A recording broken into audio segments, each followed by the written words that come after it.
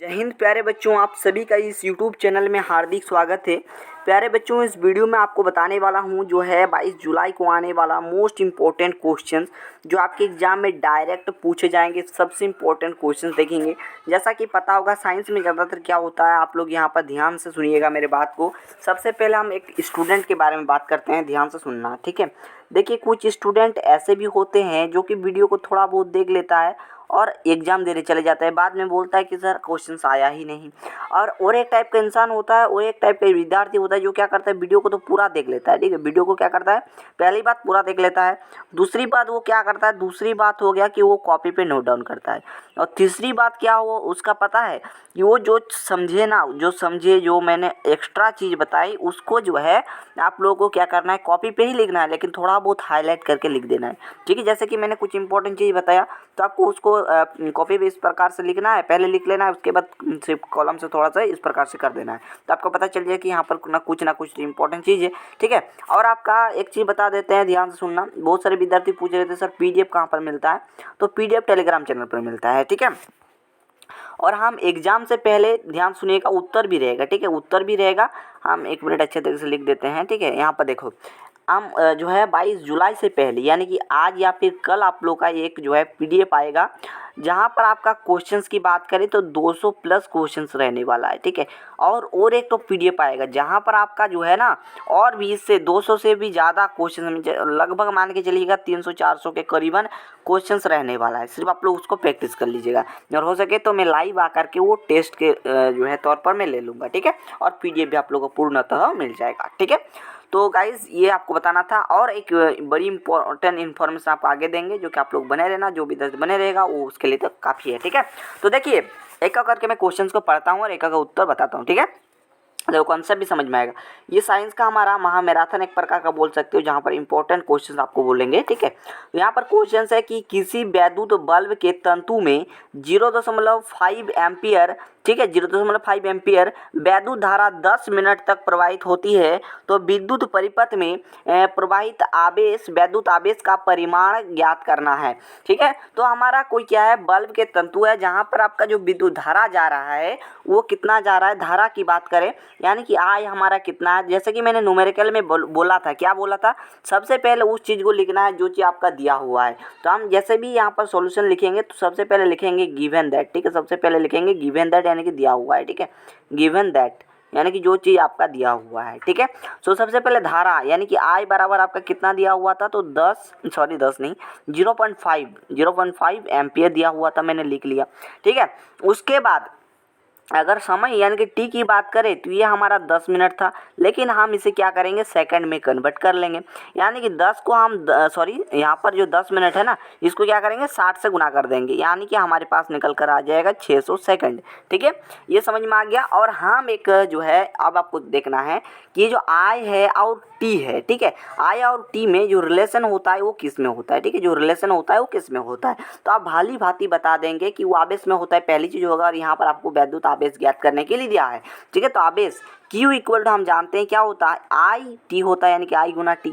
तो I हमारे पास कितना है, तो 0.5 है, ठीक है। फिर गुना में हम क्या करेंगे, 600 से गुना कर देंगे, तो आपके पास जो निकल कर आएगा, हम इसको देखें तो 5 लिखे और दशमलव को बाहर निकाल दिए, ठीक है। तो हमने यहाँ पर 10 हो गया, ठीक है, यहाँ पर क्या हो गया, 10 हो गया। फिर गुना में आपका पास कितना है, 600 है, ठीक है। तो एक 0 से एक 0 कट जाएगा, ठीक है। यहाँ पर मैं अच्छे तरीके से अगर लिखूँ तो यूँ ही आप लिख सकते हो, बोल सकते हो, यहाँ पर कितना हो जाएगा, 600, ठीक है, ठीक है ना। यहाँ पर एक 0, यहाँ पर एक 0 खत्म।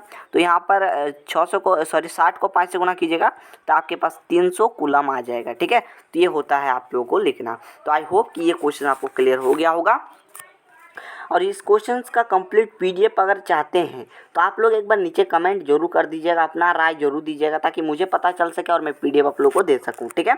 दूसरा क्वेश्चन पे आइए, दूसरा क्वेश्चन पे बात करते हैं, ठीक है। यहाँ पर क्या बोला है, ध्यान से देखो, आपको पता चल जाएगा, और एक्स्ट्रा चीज़ के बारे में हम आगे डिस्कस करेंगे, ठीक है। देखो यहाँ पर क्या बोल रहा है, यहाँ पर बोल रहा है कि 12 वोल्ट विभवांतर, ये थोड़ा सा मिस्टेक है, ठीक है, मैं बता दे रहा हूँ, ध्यान से सुनिए।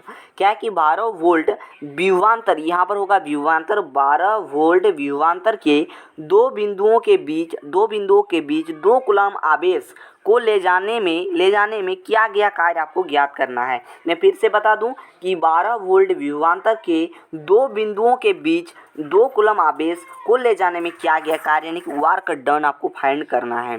तो चलिए एक करके देखते हैं। ये वाला सबसे पहले मिस्टेक हुआ, ये चीज़ आप लोग ध्यान दीजिएगा। सो हम भी यहाँ पर जब भी सॉल्यूशन करेंगे, ठीक है, जब भी हम सॉल्यूशन करेंगे तो हम यहाँ पर लिखेंगे गिवन दैट, ठीक है, हम यहाँ पर लिखेंगे क्या, गिवन दैट, यानी कि जो आपका दिया हुआ है। चलिए देखते हैं क्या क्या दिया हुआ है।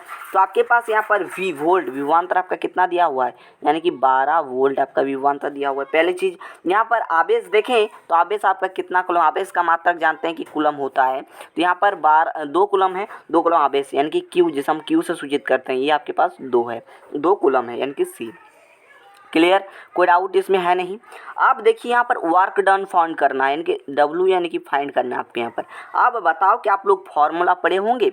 वी नो दैट, हम लोग जानते हैं, वी नो, हम इंग्लिश से थोड़ा बहुत लिख देते हैं, ठीक है, वी नो दैट यानी कि हम लोग जानते हैं, ठीक है। देखिए हम ज़्यादातर हिंदी मीडियम विद्यार्थी को पढ़ाते हैं। देखिए हिंदी मीडियम विद्यार्थी के लिए मतलब बहुत ही यह होता है ना, एजुकेशन की मतलब बहुत ही ज़्यादा मतलब कमी होता है, इसलिए हम एजुकेशन को आगे बढ़ाना चाहते हैं हिंदी मीडियम से, ठीक है। और अगर आप लोग बोलेंगे इंग्लिश से बताइए तो इंग्लिश से भी आगे आपको बता देंगे, ठीक है, इसमें टेंशन नहीं लेना है। तो देखो ध्यान से, सो हम जानते हैं कि W यानी कि वर्क यानी कि कार्य बराबर, आप पढ़े होंगे, विभवांतर गुना में होता है आवेश, ठीक है, विभवांतर गुना में आवेश, ठीक है। ये आप लोग 10th में जरूर से जरूर साइंस को थोड़ा बहुत देख लीजिएगा, वैद्युत वाला चैप्टर को आपका क्लियर हो जाएगा, ठीक है। अब देखो यहाँ पर विभवांतर कितना दिया हुआ है, 12 दिया हुआ है और आवेश आपके पास 2 है, तो W बराबर आपके पास 24 आ जाएगा, 24 आपका जूल हो जाएगा, ठीक है। कार्य का मात्रक जूल होता है, तो आपका 24 जूल बिल्कुल करेक्ट आंसर हो जाएगा। ऑप्शन में 24 रहेगा लेकिन मात्रक कुछ अलग दे देगा, तो 24 दे करके डायरेक्ट टिक नहीं करना है, आपको मात्रक देखना है, ठीक है। मात्रक इज द मोस्ट इम्पोर्टेंट, मात्रक इम्पोर्टेंट है, महत्वपूर्ण है, ठीक है। तो चलिए आगे बढ़ते हैं। सो देखिए हमारे पास जो अगला क्वेश्चन है, हमारे पास अगला क्वेश्चन किस पे पूछा गया, यहाँ पर आप लोग देखिए, ठीक है। और आगे हम थोड़ा बहुत इंपॉर्टेंट चीज़ के ऊपर में चर्चा करेंगे तो वो आपको बताया जाएगा, ठीक है। यहाँ पर बोल रहा है कि यदि किसी विद्युत बल्ब के तंतु का प्रतिरोध 1200 ओम है, ठीक है, कितना ओम है भाई, तो 1200 ओम आपका दिया हुआ है। क्लियर है, इसमें कोई डाउट एकदम नहीं रहना चाहिए मेरे दोस्तों, ठीक है। डाउट रहेगा तो मतलब थोड़ा सा प्रॉब्लम हो जाएगा, ठीक है। तो देखो, तो कोई हमारा विद्युत बल्ब है, बल्ब जो जानते हो, उसका तंतु का प्रतिरोध आपका 1200 ओम दिया हुआ है और ओम को कुछ यूं ही हम दर्शाते हैं, ठीक है। छोटी छोटी बात है, ये आप लोग पता होगा, ठीक है। उसके बाद क्या बोल रहा है तो 220 वोल्ट स्रोत से कितनी वैद्युत धारा लेगा, ठीक है। इसमें वैद्युत धारा ऐड कर लेना, ठीक है। आप देखो ध्यान से, अब हम क्या करेंगे, जो दिया हुआ है, ठीक है, तो आपके पास प्रतिरोध यानी कि R, प्रतिरोध को हम R से दर्शाते हैं, ठीक है।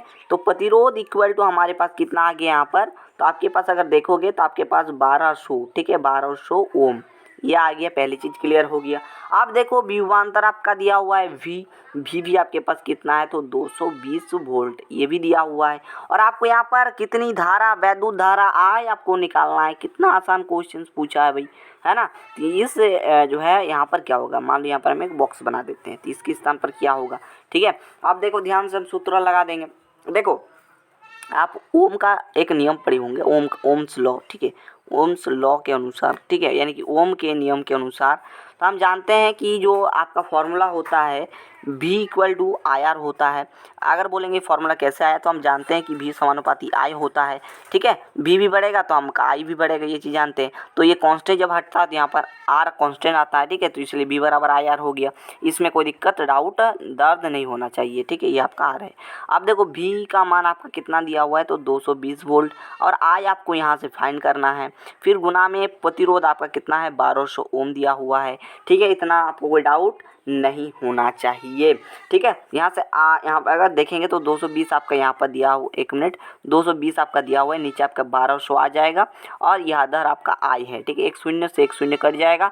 फिर देखो हम करेंगे क्या, 11 दूनी 22 हो जाएगा और यहाँ पर 6 दूनी 12, 60 हो जाएगा। तो 11/60 यहाँ पर I बराबर जो हमारा आ गया वो 11/60, यानी कि जब आप लोग भगा दीजिएगा तो 0.18 एम्पियर आ जाएगा, ठीक है। सो गाइज ये भी न्यूमेरिकल में आशा करता हूँ कि आप लोग को समझ में आ गया होगा, कोई दिक्कत नहीं होगा। चलिए आगे बढ़ते हैं। देखिए हम विद्युत चैप्टर से क्यों इतना क्वेश्चंस ले पाता है, क्योंकि विद्युत चैप्टर बहुत ही ज़्यादा इंपॉर्टेंट है, ठीक है।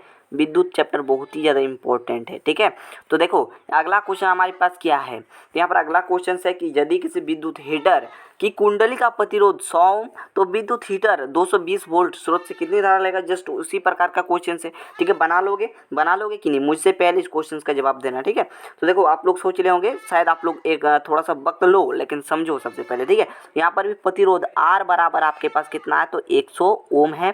ठीक है, अगर हम विभवांतर की बात करें, V बराबर आपका 220 वोल्ट है। ठीक है, यहाँ पर भी धारा ज्ञात करना है, यानी कि I फाइंड करना है।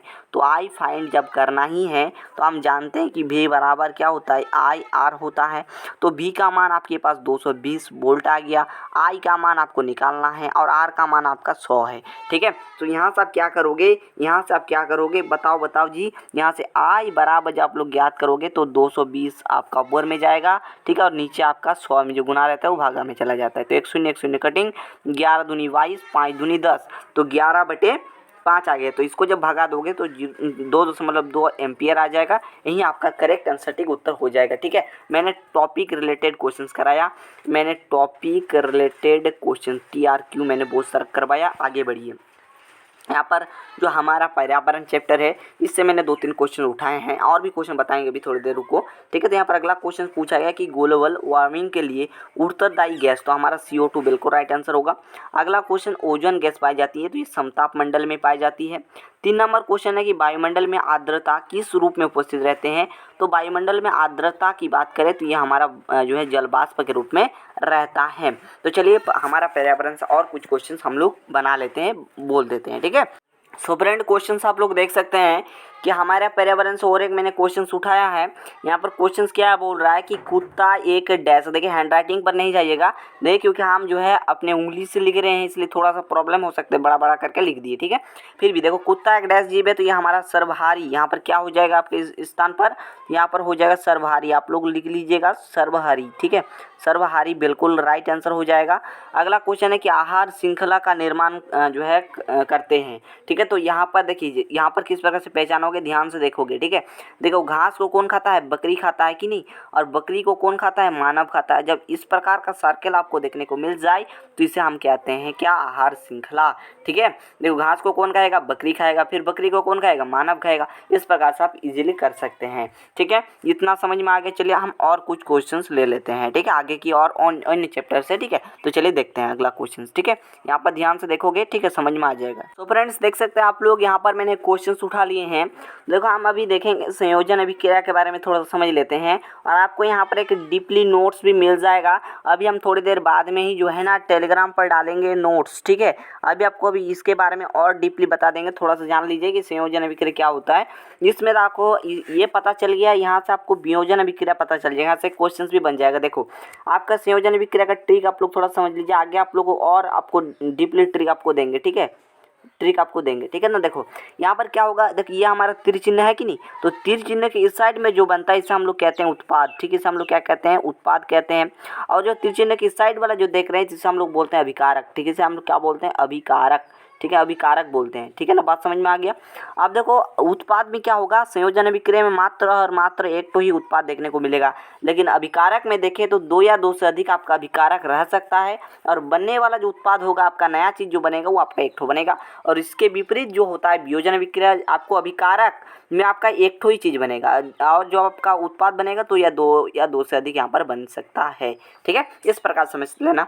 चलिए हम आगे बढ़ते हैं और आगे 1-2 क्वेश्चन और देख लेते हैं धड़ाधड़, ताकि पता चल जाए। ठीक है, यहाँ पर देखो जैसे क्वेश्चन होता है कि धातुएं जो है ना क्या करता है, इलेक्ट्रॉन का त्याग धातुएं इलेक्ट्रॉन का त्याग करके क्या बनाता है, ये बताओ। जो धातुएं होता है ना, जो मैं यहाँ पर क्वेश्चन लिखता हूँ, ध्यान से सुनोगे कि धातुएं जो है वो इलेक्ट्रॉन का त्याग करके क्या बनाता है, तो वो इलेक्ट्रॉन का त्याग करके धनायन बनाता है, यानी कि पॉजिटिव बनाता है। वहीं अधातु की बात करें तो अधातु इलेक्ट्रॉन ग्रहण करके क्या बनाता है, मतलब नेगेटिव बनाता है। क्लियर हो गया। और देखिए अधातुएं, यहाँ पर धातु के बारे में थोड़ा सा बताते हैं कि अधातुएं जो है ना, यहाँ पर आप लोग नोट डाउन कर लीजिएगा, मैं यहाँ पर डायरेक्ट ही बता रहा हूँ, यहाँ पर टाइपिंग नहीं किए हैं। ठीक है, अधातु में थोड़ा बहुत लिख दे रहा हूँ, जो बोलूँगा उसे आप लोग कॉपी पे नोट डाउन कर लेना। इसलिए बोल रहा हूँ कि ऐसे भी विद्यार्थी भी हैं जो कि हमारे जो भी पॉइंट बताऊँगा वो बात सुनते अधातुता है मेरा, ठीक है। तो अधातुएं अम्ल से क्रिया नहीं करता है, ठीक है। अधातु क्या करता है, एसिड, ठीक है, एसिड जो होता है, इसलिए हमको बता रहे हैं डीपली जो वाक्य लिखना है लिख लो कि अधातुएं अम्ल के साथ अभिक्रिया नहीं करती है। इसलिए मैं आपको बता दूं कि अधातुएं जो है ना एसिड के साथ किसी प्रकार का कोई रिएक्शन नहीं करता है। लेकिन वही बात करें आप लोग का धातु की, तो धातु में क्या होता है, देखो धातुएं जल के साथ क्रिया करके धातु ऑक्साइड बना लेती है। जैसे का उदाहरण अगर बोलोगे तो जैसे मैंने मान लिया मैग्नीशियम के साथ मैंने H2 यानी कि जल के साथ रिएक्शन करवा दिया, यहाँ से क्या उत्पाद के रूप में बनेगा पता है, MgOH2 बन जाएगा, ठीक है। और इसका नाम क्या है, 1 मिनट होल2 है, ठीक है। तो इसका नाम क्या आप लोग कमेंट कर सकते हैं, ठीक है। इतना समझ में आ गया होगा, किसी प्रकार की दिक्कत दर्द नहीं होगा, ठीक है। और आप लोग 1-2 पॉइंट जान लीजिएगा। और आपको एक चीज़ बता देते हैं, यहाँ पर सक्रियता श्रेणी वाला जो टॉपिक है इसको जरूर से जरूर एक बार पढ़ लीजिएगा। सक्रियता वाला जो टॉपिक है सक्रियता श्रेणी के अंतर्गत बहुत ही इंपॉर्टेंट है, यहाँ से भी क्वेश्चन आप लोग का पूछा जाता है, ठीक है। तो इसी प्रकार से आज मैंने आपको बताया, आगे और इम्पोर्टेंट क्वेश्चन मिलेगा। अभी ये वीडियो समाप्त नहीं, ये मत समझना कि वीडियो समाप्त हो गया, वीडियो अभी समाप्त नहीं हुआ है, ठीक है। अभी देखो, अभी क्वेश्चन और भी बताऊंगा आगे आपको। यहाँ पर जो ट्रिक है ना, ट्रिक भी प्रोवाइड करूँगा, यहाँ पर ट्रिक भी लिखा। उससे पहले मैं कुछ जानकारियाँ देनी चाहती हूँ। तो यहाँ पर देखो, जो सक्रियता श्रेणी वाला टॉपिक है हम थोड़ा बहुत डील कर देते हैं, आप लोग जरूर से जरूर एक बार पढ़ लीजिएगा, ठीक है। हम ज़्यादा डीपली यहाँ पर डील नहीं करेंगे क्योंकि ये वन शॉट होने वाला है, ठीक है। तो देखो हमारे पास जो टॉपिक आता है वो आता है सक्रियता श्रेणी। यहाँ पर देखिए ना लिखावट में थोड़ा सा तकलीफ हो रहा है, ठीक है। इसलिए हम जब टाइपिंग करके लाएंगे या फिर डायरेक्टली पहले से ही लिख कर लाएंगे वो तब और अच्छे तरीके से बेहतरीन तरीके से बताया जाएगा, ठीक है। और आगे आप लोग टेंशन मत लो, 11th की भी तैयारी आपको धाकर तरीके से करवाया जाएगा, चाहे आप आर्ट्स से हैं, कॉमर्स से या फिर साइंस से हैं, ठीक है। तो यहाँ पर जो सक्रियता श्रेणी है, ठीक है, ये सक्रियता श्रेणी वाला टॉपिक है, ठीक है, जो कि धातु अधातु के अंतर्गत आता है, ठीक है। यहाँ से क्वेश्चन बन जाते हैं, ठीक है। यहाँ से क्वेश्चन जो है ना डायरेक्टली पूछ लिया जाता है, ठीक है। तो सक्रियता श्रेणी वाला हमारा टॉपिक है जिसे हम लोग अभिक्रियाशीलता के टॉपिक के नाम से जानते हैं। तो क्या है, ये एक ऐसा सूची है, ये क्या है, तो ये एक ऐसा सूची है, ठीक है। आप लोग नोट डाउन कर लेना, मैं यहाँ पर थोड़ा सा बता देता हूँ, एकदम परिभाषा तो आप लोग नोट डाउन करो, ठीक है। कि वह सूची जिसमें तत्वों को उनके सक्रियता यानी कि अभिक्रियाशीलता के आधार पर अवरोही यानी कि घटते हुए क्रम में जो है सजाते हैं, उसे हम लोग सक्रियता श्रेणी बोलेंगे। घटते हुए क्रम मतलब जो सबसे पहले बड़ा लिखेंगे उसके बाद छोटे छोटे छोटे छोटे इस प्रकार से होता रहेगा, ठीक है। देखो एक को क्वेश्चन यहाँ से बनेगा, मैं आपको फिर से बता दूं सक्रियता श्रेणी क्या है। तो ये ऐसा श्रेणी जिसमें तत्वों को उसके अभिक्रियाशीलता मतलब उसके अभिक्रिया पर डिपेंड करेगा, जो कि हमारा अवरोही क्रम में यानी कि घटते हुए क्रम में जो है सजाया गया है। जैसे कि अगर बात करें तो जैसे कि पोटेशियम जो है ना सबसे अभिक्रियाशील है, ठीक है, सबसे अधिक अभिक्रिया करता है, ठीक है, सबसे अधिक अभिक्रियाशील, ठीक है, सबसे अधिक अभिक्रियाशील ये वाला है, ठीक है। उसके बाद आता है क्या, सबसे अधिक अभिक्रियाशील लिख लेना, ठीक है। उसके बाद आता है सोडियम, ठीक है। उसके बाद आता है कैल्शियम, उसके बाद आता है मैग्नीशियम, उसके बाद आता है एल्यूमिनियम, ठीक है। और आपका यहाँ से क्या हो जाता है, ये इतना समाप्त हो गया। उसके बाद आपका टॉपिक यहाँ पर आ जाता है, क्या पता है, इसमें आ जाता है आपका कि जो Zn है यहाँ से आपका शुरुआत होता है जो घटती हुई अभिक्रियाशीलता, ठीक है, सबसे कम, ठीक है, यहाँ पर जाएगा देखो। उसके बाद जाएगा Fe में इससे भी कम, Pb में जाएगा उससे कम, ठीक है। उसके बाद हाइड्रोजन में, उसके बाद Cu यानी कि कॉपर में, ठीक है। अब Fe यानी कि आयरन में, ठीक है, समझ में आ गया। उसके बाद Hg यानी कि मरकरी जिसे हम लोग पारद बोलते हैं, ठीक है। उसके बाद Ag में जाएगा और गोल्ड में तो सबसे कम, ठीक है, Au, ठीक है, सबसे कम। क्लियर हो गया सक्रियता श्रेणी वाला टॉपिक। तो अगर पूछे कि सबसे अधिक अभिक्रिया कौन करता है तो डायरेक्टली बता देना पोटेशियम, ठीक है। और पोटेशियम ऑप्शन में ना रहा तो सोडियम को मार देना, ठीक है। और सोडियम में ना रहेगा तो कैल्शियम आएगा, ठीक है। इस प्रकार से ये भी नहीं रहा तो मैग्नीशियम आएगा, ये वाला तो रहेगा, ये यहाँ से क्वेश्चन बनते हैं। इसलिए मैं आपको थोड़ा बहुत टॉपिक भी डील कर दे रहा हूँ, ठीक है। इस बचे हुए समय को थोड़ा सा यूज़ कर लो, ठीक है, ताकि आपको आगे किसी भी प्रकार का कोई दिक्कत ना हो मेरे दोस्तों, ठीक है।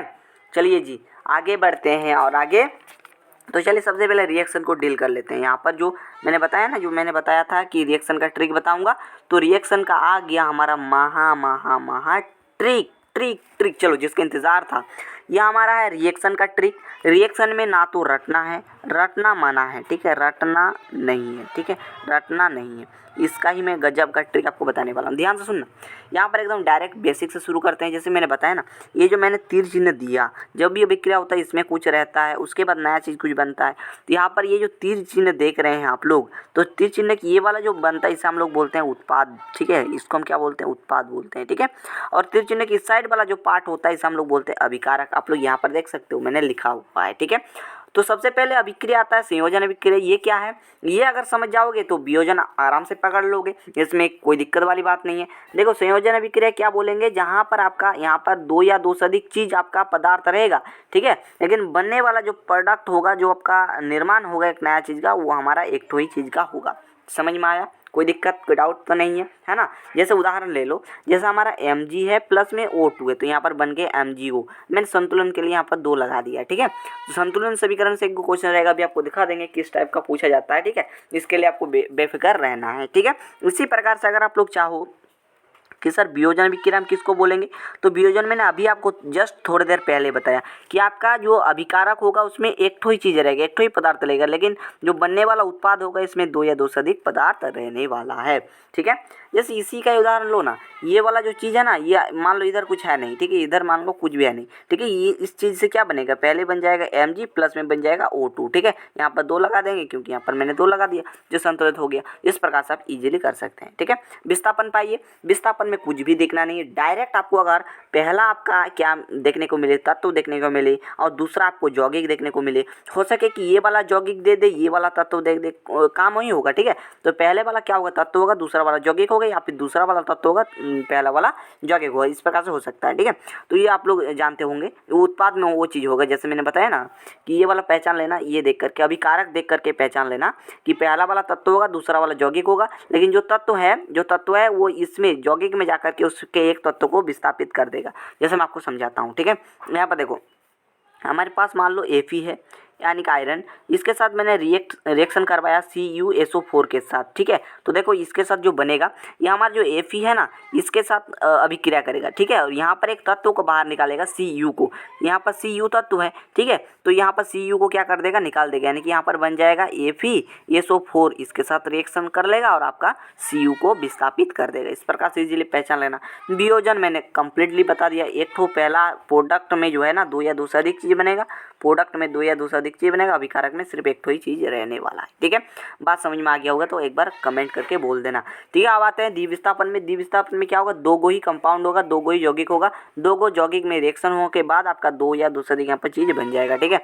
या इस प्रकार से पहचान लेना, 2 गो कंपाउंड जब भी देखने को मिलेगा सीधा ऑप्शन में विस्थापन टिक कर लेना, यही हो गया ट्रिक, ठीक है। आप थोड़ा सा ये उपचयन और अपचयन में यहाँ पर थोड़ा बहुत बच्चों को दिक्कत होता है, तो उपचयन किसे बोलेंगे, जहाँ पर ऑक्सीजन का योग होगा या फिर हाइड्रोजन की कमी होगा, ठीक है। जैसे उदाहरण ले लो, जैसे मान लो Cu+O2 है, ठीक है। यहाँ पर देखो ऑक्सीजन जुड़ गया, CuO बन गया, ठीक है, ऑक्सीजन जुड़ गया। इस प्रकार से ऑप्शन की बात करें, जहाँ पर हाइड्रोजन की क्या होगा, योग होगा, लेकिन ऑक्सीजन की कमी होगा, जस्ट उसका थोड़ा सा उल्टा, ठीक है। यहाँ पर ZnO है, देखो ऑक्सीजन है, लेकिन इधर देखोगे तो Zn में सिर्फ Zn हो गया, ठीक है ना। इस प्रकार से आप इजीली बोल सकते हो, ठीक है।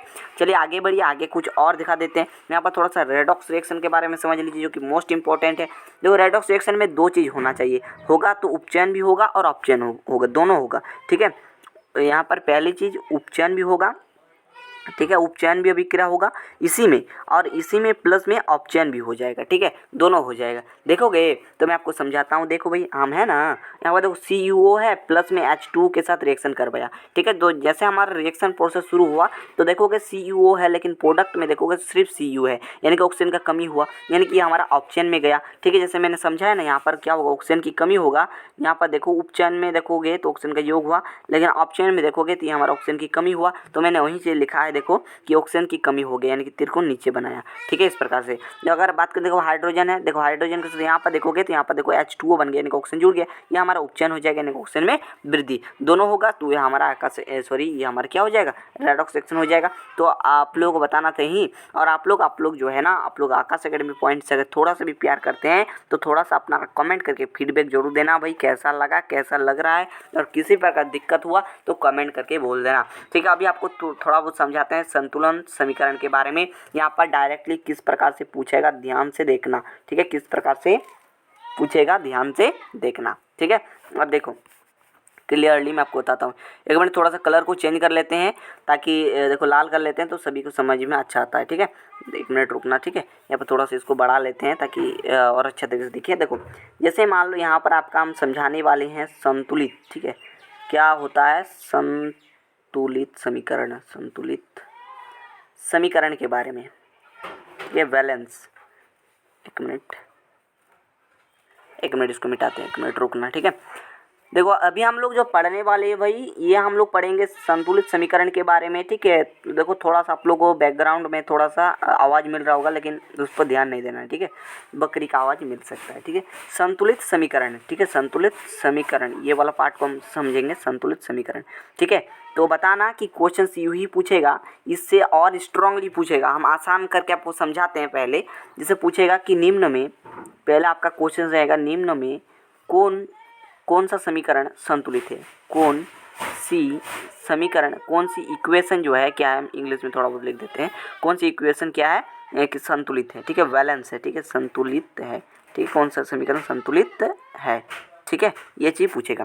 तो देखो एग्जाम्पल ले लिए, मान लो ये नंबर में हमने लिया क्या, यहाँ पर देखो मैंने लिया Cu, ठीक है, यानी कि कॉपर के साथ जैसे मैंने ऑक्सीजन का रिएक्शन करवाया तो यहाँ पर बन गया CuO, यानी कि ऑक्सीजन यहाँ इसके साथ जुड़ गया। आप देखो पहचानना कैसे है, ये सबसे मोटी बात, वो पहचानना कैसे है भाई। जो ये सीख लिया वो सब कुछ सीख लिया। ध्यान से देखो, ये वाला जैसे आप लोग बराबर के इस साइड को क्या बोलते हैं बताओ। ये सबसे पहले सत्यापित जो आप लोग करते हैं, प्रूव करते हैं किसी चीज़ का, तो सबसे पहले लेफ्ट हैंड साइड लेते हैं। तो सबसे पहले हम लेंगे लेफ्ट हैंड साइड, ठीक है, लेफ्ट हैंड साइड इसको लिए।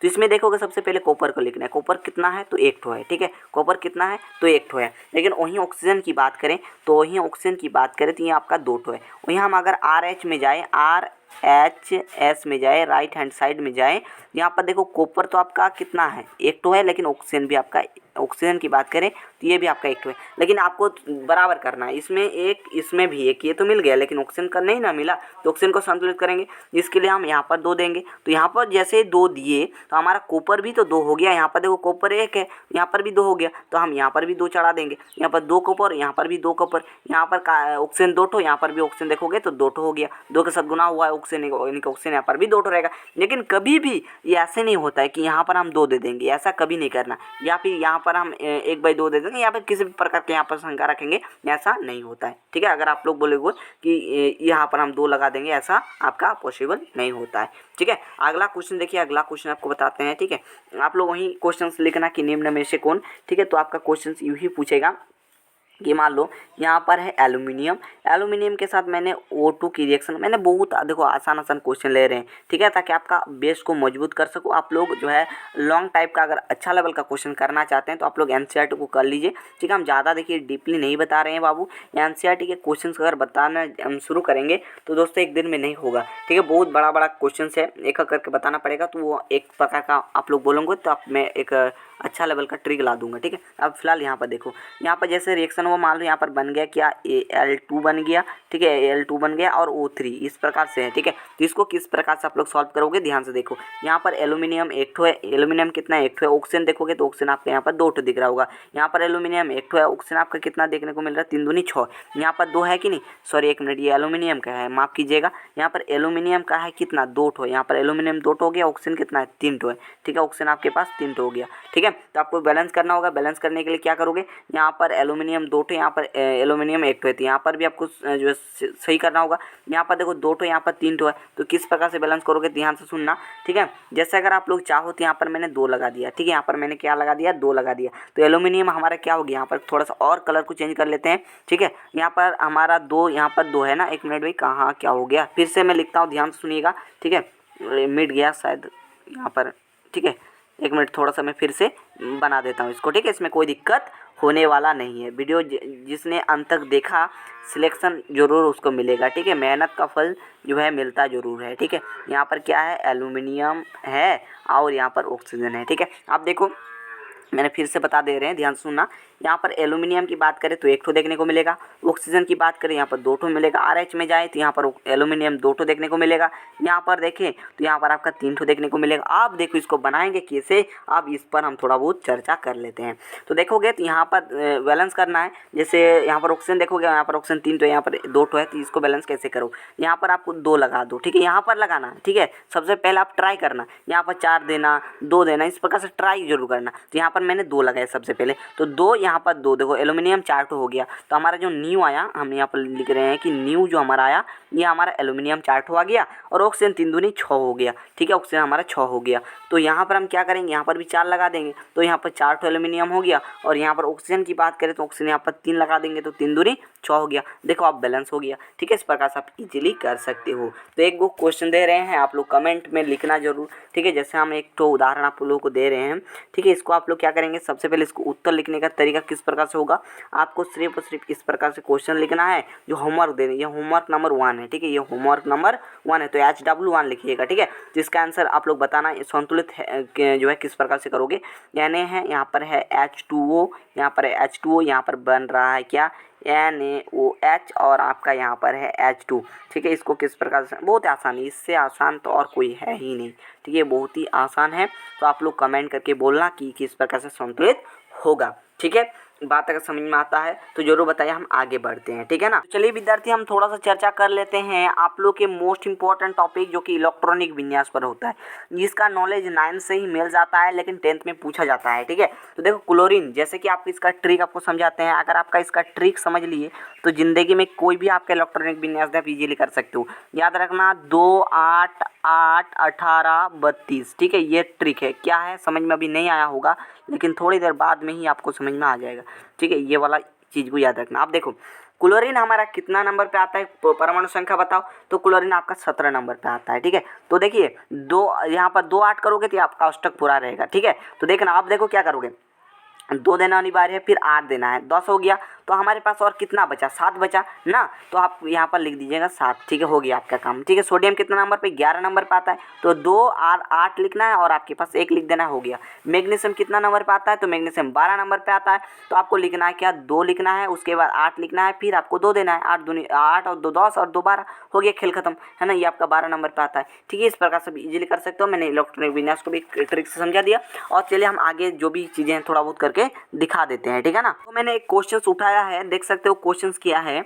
यहाँ पर बोल रहा है कि सिल्वर वायु की उपस्थिति में क्या हो जाता है। ठीक है, तो सिल्वर जो है याद रखना, हमेशा याद रखना, क्वेश्चन पूछा जाता है कि सिल्वर जो है अगर वायु के प्रेजेंस में आ जाए तो वो हमेशा क्या हो जाता है, ब्लैक कलर का हो जाता है, यानी कि काला हो जाता है। तो दोस्तों ये किसके कारण होता है, संरक्षण। ठीक है, संरक्षण वाला जो धातु में संरक्षण वाला टॉपिक है, इससे मैं कुछ इंपॉर्टेंट रिलेटेड पॉइंट आपको बता देता हूँ संरक्षण से रिलेटेड, जो कि आपको नोट डाउन करके लिखना ही लिखना है। ठीक है, ये वाला टॉपिक से क्वेश्चन पूछा जाता है। ठीक है, तो देखो पहला इंपॉर्टेंट पॉइंट आप लोग कॉपी पे नोट डाउन कर लो, क्या है कि धातुएं जो है ना अपने आसपास के जो अम्ल, आर्द्रता और वायु के संपर्क में जब आ जाता है ना, वो संरक्षित हो जाती है। ठीक है, बात समझ में आ गया। दूसरा क्वेश्चन जो कि मैंने बताया कि सिल्वर वायु की उपस्थिति में काला हो जाता है। और जो तीसरा पॉइंट है ये आप लोग नोट डाउन करो। तीसरा पॉइंट मैंने यहाँ पर बताऊंगा क्या कि जो कॉपर है ना, कॉपर आर्द्र यानी कि जो CO कार्बन मोनोऑक्साइड की उपस्थिति में अभिक्रिया करके जो कॉपर का रंग है वो कार्बोनेट बनाता है। ठीक है, उसके बाद अगला है कि लोहा आर्द्र वायु के संपर्क में आने से उसके सतह पर भूरे रंग का परत चढ़ जाता है। यानी कि जब जल, ठीक है, जल जब वायु, जल प्लस वायु करते हैं। ठीक है, यानी जब लोहा, ठीक है, लोहा आर्द्र वायु के संपर्क में अगर आ जाए तो उसके पूरे सतह भूरे कलर का हो जाता है। ठीक है, इस चीज़ को याद रखना। आगे हम कुछ और टॉपिक पर डील करते हैं। ठीक है ना। सो फ्रेंड्स आप लोग देख सकते हैं अगला क्वेश्चन हमारे पास क्या है कि विद्युत आवेश का ऐसा यूनिट क्या है। तो विद्युत आवेश का ऐसा मात्रक कूलम होता है, इस चीज़ को याद रखिएगा।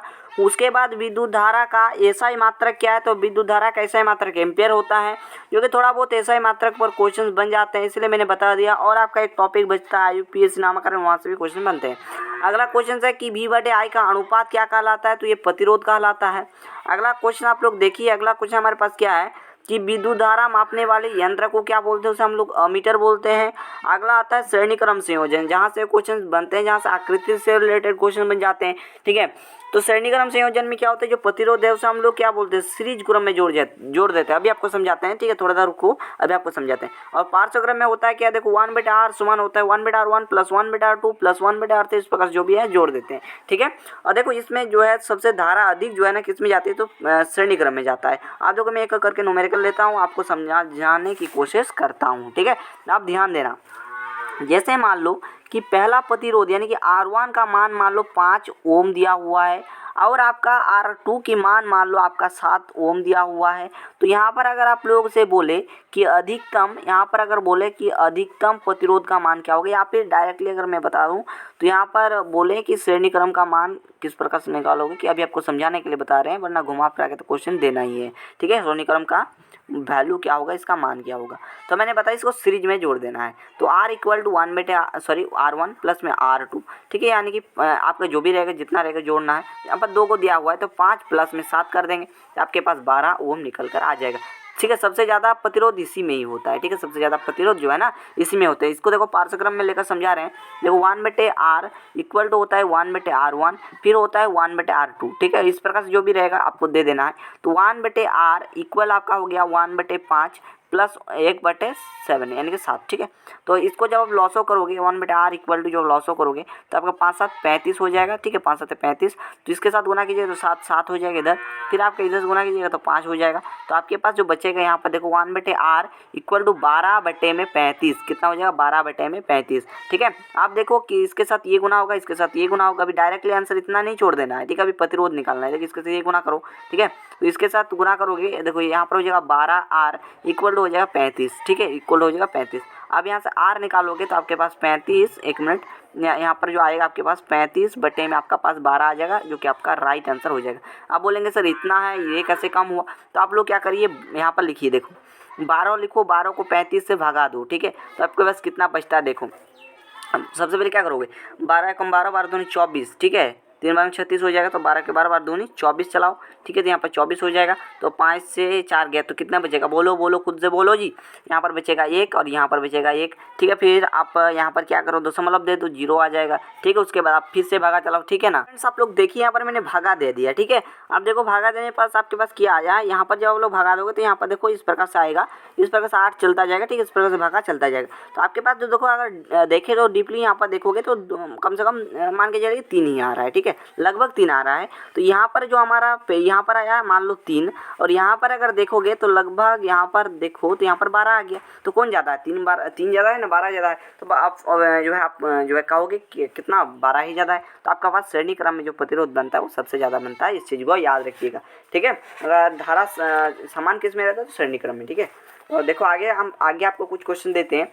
ठीक है, जैसे कि आप लोग यहाँ से पूछ सकता है क्या, यहाँ पर हमको 1 2 क्वेश्चन और करा देते हैं और इस क्लास को हम एंड करेंगे। ठीक है, आगे वो 1 2 वीडियो बना देंगे हो सके तो आप लोग के लिए। ठीक है, आप देखो क्वेश्चंस को ध्यान से। यहाँ पर जैसे कि पूछा जा सकता है कि प्रतिरोध का मात्रक बताओ। ठीक है, प्रतिरोध, ठीक है, प्रतिरोध का मात्रक क्या होगा, तो प्रतिरोध का मात्रक याद रखिएगा ओम होता है। ठीक है, ओम होता है, याद रखना। उसके बाद 1 कूलम आवेश, ये इंपॉर्टेंट है कि हम आपको बताए थे 1 कूलम आवेश पर 1 कूलम आवेश, ठीक है, 1 कूलम आवेश जो है 1 कूलम आवेश कितने इलेक्ट्रॉन के तुल्य होते हैं। ठीक है, कितने इलेक्ट्रॉन के तुल्य होता है। ठीक है, तो मैंने इसका जवाब मैंने एकदम डीपली दिया था, तो आप लोग वो वीडियो जा करके देख लेना लाइव में। ठीक है, तो ये इसका जो होता है अभी आप लोग याद रखें 6 × 10⁸ होता है। ठीक है, इस चीज़ को याद रखना। ठीक है, उसके बाद आप लोग का ऐसा यूनिट में और एक तो आता है कि विद्युत शक्ति का मात्रक बताओ। ठीक है, वैद्युत शक्ति। ठीक है, वैद्युत शक्ति का मात्रक क्या होगा। ठीक है, लिखावट में थोड़ा सा प्रॉब्लम हो सकता है लेकिन आपको मैनेज करना है। तो इसका जो मात्रक होगा, इसका मात्रक होता है वाट। ठीक है, क्या होता है, वाट होता है। ठीक है, आगे बढ़िए। यहाँ पर देखिए आगे जैसे कि पूछा जाएगा ओम का सूत्र बताओ। तो ohm equal to V equal जानते हैं। देखो आपको हम डीपली बताते हैं कि ओम का जो नियम होता है तो वो वी डायरेक्टली जो है प्रोपोर्शनल होता है आई के। ठीक है, यानी कि अगर वी बढ़ेगा तो आपका आई भी बढ़ेगा, अगर आई बढ़ेगा तो वी भी बढ़ेगा, ऑब्वियसली बात है।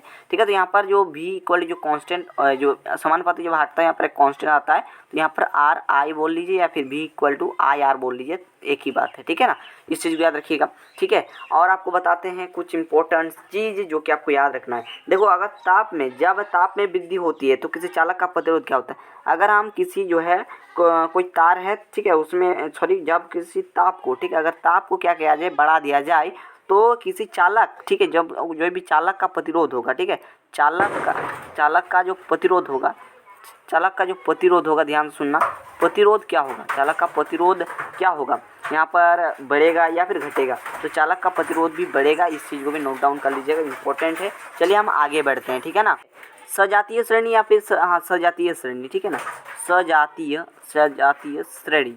ठीक है, ये बहुत ही इंपॉर्टेंट है सजातीय श्रेणी, यहाँ से भी क्वेश्चन बन जाते हैं। यहाँ पर आपको कुछ भी नहीं देखना है भाई, यहाँ पर आपका क्या होता है तो आप लोग लिख लीजिए सजातीय श्रेणी समान संरचना होगा, लेकिन समान रासायनिक गुणधर्म वाले कार्बनिक यौगिक का एक समूह जो है क्या होगा, एक समूह है। ठीक है, हम लोग क्या बोलेंगे, देखो इसमें क्या होता है, इसमें आप लोग एकदम ध्यान से कॉन्सेंट्रेट से सुनना। इसमें क्या होता है, इसमें आप लोग का कार्बन जो भी आपका ग्रुप रहता है उसमें बॉन्ड CH2 का अंतर रहता है। ठीक है, यहाँ पर देखो मैं आपको बताता हूँ, जैसे मान लो CH4 हो गया। ठीक है, CH4 हो गया, फिर आपके पास मान लो C2H6 है, फिर मान लो आपके पास C3H8 है। तो इसमें देखोगे तो यहाँ पर देखो कार्बन की कमी कितना है, इसके और इसके बीच में अगर रिलेशन निकाले तो यहाँ पर कार्बन की कमी है, एक तो कार्बन की कमी है पहले वाला में अगर देखें। ठीक है, पहले एक मिनट फिर से हमको पुराना मिटाना पड़ेगा, फिर समझाना पड़ेगा। ठीक है, एक मिनट रुकना, तो देखो मुझे आएगा। ठीक है, इन दोनों में अगर बात करें हम, ठीक है, इन दोनों में अगर हम रिलेशन निकाले तो क्या होगा, तो देखोगे तो इसमें इन दोनों में अगर कंपेयर करें तो यहाँ पर कार्बन की कमी एक तो है, और देखो यहाँ पर कार्बन 4 ठो ऑलरेडी है, लेकिन और 2 ठो की जरूरत है। यहाँ पर देखो CH2 बॉन्ड CH2 की कमी है ना, इस चीज़ को याद रख सकते हैं। ठीक है, और आपको कुछ समूह बताते हैं, जैसे एल्डिहाइड की बात करें। ठीक है, यहाँ पर अगर हम एल्डिहाइड समूह की बात करें, याद रख लीजिएगा, यहाँ पर दिया रहेगा कि एल्डिहाइड समूह है। ठीक है, तो एल्डिहाइड, ठीक है, एल्डिहाइड, ठीक है, आपको हिंदी से भी लिख रहे हैं। ठीक है ना, एल्डिहाइड समूह है, एल्डिहाइड, ठीक है, ग्रुप। ठीक है, तो इसका जो आपका फॉर्मेट होता है बॉन्ड CHO होता है। ठीक है, क्लियर हो गया। जैसे मान लो मेथेनॉल। ठीक है, जैसे कि मेथेनॉल हो गया। ठीक है, मेथेनॉल, ठीक है ना, जैसे कि आपको पता होना चाहिए, तभी आपको मेथेनॉल ये क्या बोल रहे हैं समझ में आएगा। ठीक है, अगर कार्बन की संख्या 1 तो रहा तो उसे हम लोग मेथ बोलते हैं, कार्बन की संख्या 2 ठो रहा तो उसे हम लोग ईथ बोलते हैं, कार्बन की संख्या 3 ठो रहा उसे हम लोग प्रोप बोलते हैं। ठीक है, प्रोप बोलते हैं। अगर कार्बन की संख्या 4 ठो रहा तो उसे हम लोग क्या बोलते हैं, मेथ प्रोप पेंट बोलते हैं। अगर सॉरी माफ़ कीजिएगा, 4 ठो है ना, तो देखो मेथ एथ प्रो ब्यूट 4 ठो रहा तो हम ब्यूट बोलेंगे। अगर कार्बन की संख्या 5 ठो रहा उसे हम लोग बोलेंगे पेंट। ठीक है, उसे हम लोग क्या बोलेंगे, पेंट बोलेंगे। अगर कार्बन की संख्या अगर 6 ठो रहा, ठीक है, कार्बन की संख्या 6 तो हम इसे बोलेंगे हैक्स। ठीक है, हैक्स बोलेंगे। कार्बन की संख्या 7 रहा तो इसे हम लोग हेप्ट बोलेंगे। ठीक है, कार्बन की संख्या अगर 8 ठो रहा तो उसे हम लोग ऑक्ट बोलेंगे, 8 रहेगा तो OCT ऑक्ट बोलेंगे। ठीक है, अगर 9 ठो रहा तो उसे हम लोग नॉन बोलेंगे, अगर आपका 10 ठो रहा तो उसे हम लोग डेक बोलेंगे, DEC। ठीक है, इस प्रकार से याद रखना। यहाँ पर आप लोग का जैसे कि मान लो आपको 1-2 उदाहरण बताते हैं। जैसा अगर हम बात करें एल्केन का, ठीक है, एल्केन कैटेगरी की हम थोड़ा बहुत चर्चा करते हैं, तो इसका सामान्य सूत्र होता है CnH2n+2। ठीक है, इस कैटेगरी में थोड़ा बहुत देखें तो कार्बन यहाँ पर n क्या है, तो n होता है कार्बन की संख्या। ठीक है, कार्बन की संख्या। यहाँ पर एक मिनट देखो, एक मिनट माफ़ कीजिएगा, यहाँ पर जो संख्या है तो 1 2 3 4 ले सकते हो n की जगह पर। तो CH n की संख्या मान लो हमने 1 लिया तो C 1 हो जाएगा, फिर H2n है ना, 2 गुना 1 प्लस में 2। ठीक है, इसको अगर सजा कर लिखे तो C, फिर H 2, यहाँ पर 2 और यहाँ पर 2, 4 हो जाएगा, तो CH4 हो गया। तो कार्बन 1 का नाम मैंने क्या बोला, मेथ बोला। अगर सिंगल बॉन्ड रहता है तो उसे हम लोग उसकी जगह पर ANE यूज करते हैं, तो यहाँ पर ANE हो जाएगा मेथन। देखोगे कि सिंगल बॉन्ड होगा कि नहीं, जैसे यहाँ पर कार्बन 4 बॉन्ड पूरा करता है तो यहाँ पर देखो 4 हाइड्रोजन यहाँ पर एडजस्ट हो रहा है। ठीक है, इसलिए मैंने बता दिया। इस प्रकार से एल्किन का भी निकाल लेना, हर एक चीज़ हो जाएगा। तो गाइज इस वीडियो को यहीं एंड करते हैं, मिलते हैं कहीं नेक्स्ट वीडियो पर आप लोगों के साथ। तब तक के लिए थैंक यू, जय हिंद।